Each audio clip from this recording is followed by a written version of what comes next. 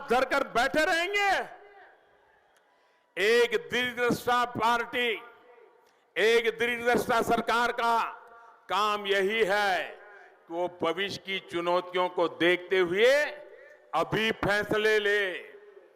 पानी की चुनौतियों को ध्यान में रखते हुए हम अपनी अगली सरकार में जल शक्ति के लिए एक अलग मंत्रालय बनाने जा रहे हैं, ये हमने घोषणा की।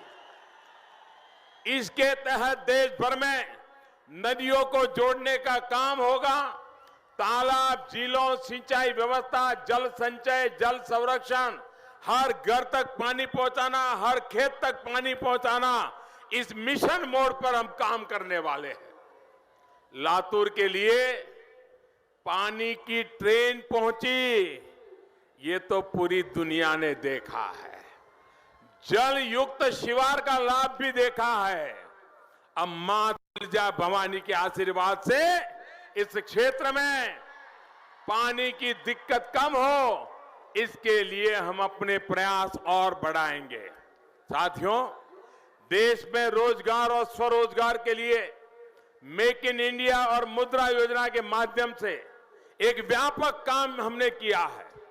देश भर में वंदे भारत एक्सप्रेस जैसी हाई स्पीड ट्रेन चले, इसका संकल्प हमने लिया है। बहुत जल्द मां तुलजा भवानी के दर्शन के लिए भी श्रद्धालु से ट्रेन से पहुंच पाएंगे। साथियों, लातूर की रेल कोच फैक्ट्री आपको समर्पित हो चुकी है। ये फैक्ट्री नए भारत की रफ्तार में अहम भूमिका निभाने वाली है। देश के अनेक शहरों में जो मेट्रो ट्रेन का विस्तार हो रहा है, उनके डिब्बे भी यही लातूर में बनने वाले हैं। इससे यहां पर रोजगार के नए अवसर भी बनेंगे। साथियों, आज मैं देश के उन नौजवान वोटरों से भी आग्रह करना चाहता हूं जो इस चुनाव में पहली बार वोट डालेंगे, और ये बड़े गर्व की बात है।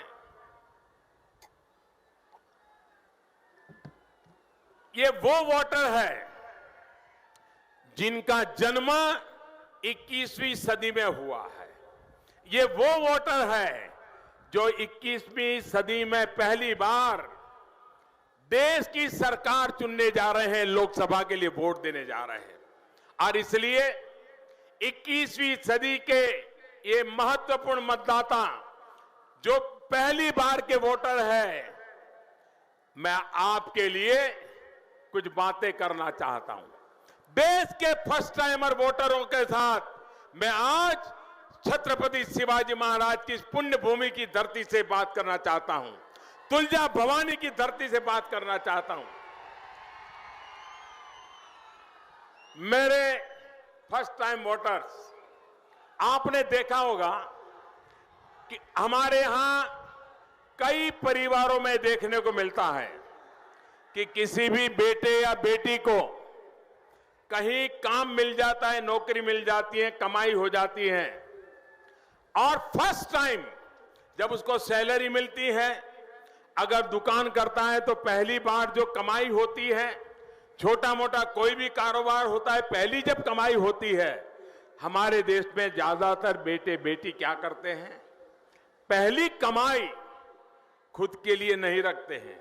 मन में सोचते हैं कि जाकर के मां के चरणों में रखूंगा, या जाकर के अपनी कोई आराध्य देवी होगी उस मंदिर में जाकर के चढ़ा दूंगा, या अपनी छोटी बहन होगी तो पहली कमाई उसको दे दूंगा।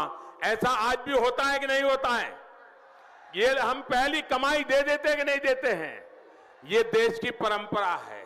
मैं आपसे कहना चाहता हूं, मेरे देश के फर्स्ट टाइम वोटर को, आप भी संकल्प कीजिए कि पहला वोट आपका, जो आपके जीवन की ऐतिहासिक घड़ी है, आपके जीवन भर याद रहेगा कि पहला वोट कब डाला, कहां डाला, कौन सा चुनाव था, किसको डाला, ये जीवन भर याद रहने वाला है।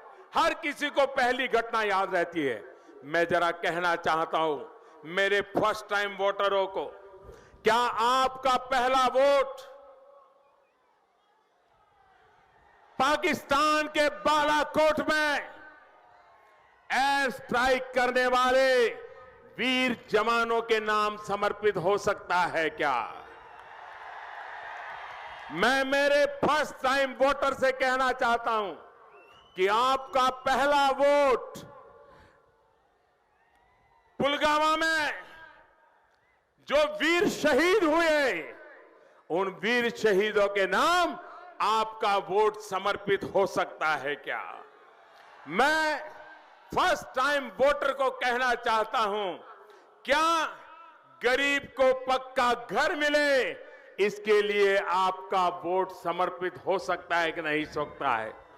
मैं मेरे फर्स्ट टाइम वोटर को कहना चाहता हूं, किसान के खेत में पानी पहुंचे, इसके लिए आपका पहला वोट जाना चाहिए कि नहीं जाना चाहिए? मैं मेरे फर्स्ट टाइम वोटर को कहना चाहता हूं, गरीब से गरीब को आरोग्य की सेवा मिले, आयुष्मान भारत योजना सफल हो, इसके लिए आपका वोट जाना चाहिए कि नहीं जाना चाहिए? मेरे नए वोटर, मेरे फर्स्ट टाइम वोटर, आप तय कीजिए कि आप इस बार वोट सिर्फ और सिर्फ देश के लिए देंगे। आप 18 साल के हो गए, देश ने आपको बहुत कुछ दिया है। आप 18 साल के हुए, आपको समाज ने बहुत कुछ दिया है। 18 साल की जिंदगी में आपके परिवार के साथ साथ किसी शिक्षक ने आपको पढ़ाया होगा, बीमार हुए होंगे तो किसी ने आपकी बीमारी के उपचार किया होगा, आपको आर्थिक मुसीबत होगी तो किसी ने आपको आर्थिक मदद की होगी। इस उम्र को बनने में, इस जीवन को बनने में समाज ने आपको कुछ न कुछ दिया है, और इसलिए पहला वोट किसी भी गलती के बिना सिर्फ और सिर्फ देश के लिए देंगे। देश को मजबूत बनाने के लिए, देश को मजबूत बनाने के लिए, एक मजबूत सरकार बनाने के लिए दीजिए। और मैं फर्स्ट टाइम वोटर को कहता हूं, आप गर्व से कह सकेंगे, आप अगर कमल पर बटन दबाएंगे या आप धनुष तीर पर बटन दबाएंगे, आपका वोट सीधा सीधा मोदी के खाते में जाने वाला। भाइयों और बहनों, एक तरफ एनडीए महायुति की सरकार है जो पूरी तरह से विकास के लिए समर्पित है, भारत को आगे बढ़ाने के लिए काम कर रही है। दूसरी तरफ कांग्रेस एनसीपी की महामिलावट है, जहां अपना और अपने परिवार का स्वार्थ राष्ट्रहित पर भारी पड़ रहा है। इतनी गुटबाजी है कि समझ ही नहीं आ रहा है कौन किसके साथ है। क्या गुटबाजी में फंसे लोग आपका भला कर पाएंगे? आपका भला कर पाएंगे? जो अपने परिवार की सोचते हैं वो आपका भला कर पाएंगे? ये कंफ्यूजन या विश्वास सिर्फ महाराष्ट्र तक सीमित नहीं है। कांग्रेस सिर्फ एक ही परिवार के विकास में लगी है और इसलिए राष्ट्र के विकास की कोई परवाह नहीं है। और जब मैं परिवारवाद की आलोचना करता हूं, अगर इन दलों को सीखना है तो बाला साहब ठाकरे से सीखिए। बाला साहब चाहते तो खुद भी मुख्यमंत्री बन सकते थे। बाला साहब चाहते तो उद्धव ठाकरे जी को भी मुख्यमंत्री बना सकते थे, लेकिन बाला साहब ठाकरे ने वो रास्ता नहीं चुना। देश में परिवारवादी पार्टियां अगर सीखना है तो बाला साहब ठाकरे से सीखो। अरे कांग्रेस में भ्रष्टाचार ही शिष्टाचार है। आपने देखा होगा कल परसों कैसे कांग्रेस के करीबियों के, कांग्रेस के दरबारियों के घर से बक्सों में नोटें निकली है। नोटें देखा कि नहीं देखा? टीवी पे देखा कि नहीं देखा? नोट से वोट खरीदने का ये पाप इनकी राजनीतिक संस्कृति रही है। अब बताइए भैया, वो पिछले 6 महीने से बोल रहे हैं चौकीदार चोर है, बोल रहे हैं कि नहीं बोल रहे हैं? लेकिन नोटें कहां से निकलती है? नोटों के बंडल कहां से निकल रहे हैं? असली चोर कौन है? असली चोर कौन है? असली चोर कौन है? चौकीदार का भय किसको है? चौकीदार का भय किसको है? चौकीदार से कौन कांप रहा है? इतने नोटों के बंडल निकल रहे हैं तो चौकीदार को गाली नहीं देंगे तो क्या देंगे? सोचिए, मध्य प्रदेश में सरकार बनी अभी 6 महीने नहीं हुए हैं, लेकिन इनकी मास्टरी देखिए, इनकी कलाकारी देखिए। अरबों खरबों रुपये की लूट के सबूत मिल चुके हैं भाइयों, सबूत मिल चुके हैं। बड़े बड़े लोगों के बंगलों से कैसे करोड़ों का काला धन इधर से उधर हुआ, इसके सबूत आज सामने खड़े हैं। मारे डर के कुछ राग दरबारी कल तो किसी के यहां से रुपये पड़े तो कांग्रेस के इस परिवार के खासम खास वहां पहुंच गए। पैसे जब्त न हो, सरकार वापस चली जाए, दबाव डालने लगे, दादागिरी करने लगे। लेकिन कैमरा वाले जब फोटो निकालने लगे तो मुंह पे रुमाल बांध करके भाग गए। साथियों, भ्रष्टाचारी वो काम है जो कांग्रेस सत्ता में आने के बाद पूरी ईमानदारी से भ्रष्टाचार का काम करती है। वो कभी अपने ढकोसला पत्र में भ्रष्टाचार की बात नहीं लिखती, लेकिन सरकार में आने के बाद सबसे पहले ये रुपये मारने का ही काम करती है। भाइयों और बहनों, आप आश्वस्त रहिए, भ्रष्टाचारियों से, आतंकवादियों से देश को सुरक्षा देने के संकल्प के साथ आपका ये चौकीदार, भाजपा शिवसेना की ये महायुति पूरी ताकत के साथ जुटी हुई है। आपका एक एक वोट सीधा मोदी को जाएगा, चौकीदार को मजबूत करेगा। और भाइयों बहनों, मैं एक छोटी सी कथा सुनाना चाहता हूं। गर्मी बहुत है, आप हिलने का नाम नहीं ले रहे हैं तो मेरा भी मन कर रहा है बोलता रहूं। इतना प्यार, इतना आशीर्वाद ये दिल्ली में बैठे हुए लोगों को समझ नहीं आता है जी।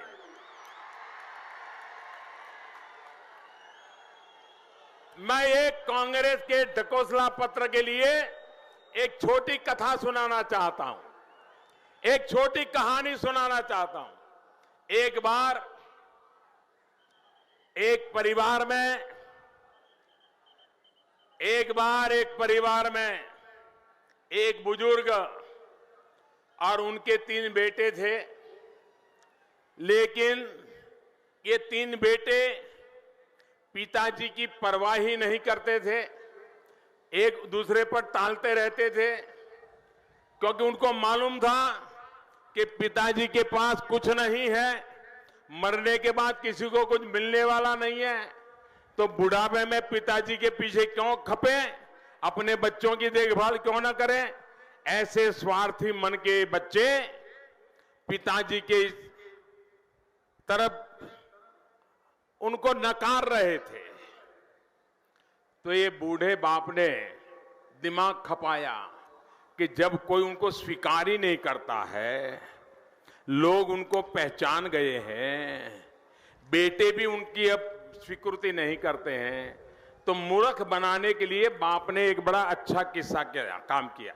उसने क्या किया, एक बड़ा पत्थर लेकर के आया घर में और 1 रुपये का सिक्का, पुराने जमाने में जो बड़ा सिक्का होता है ना, वैसा सिक्का लाया और रात में अपना कमरा बंद करके जोरों से रुपये को पत्थर पर पटकने लगा।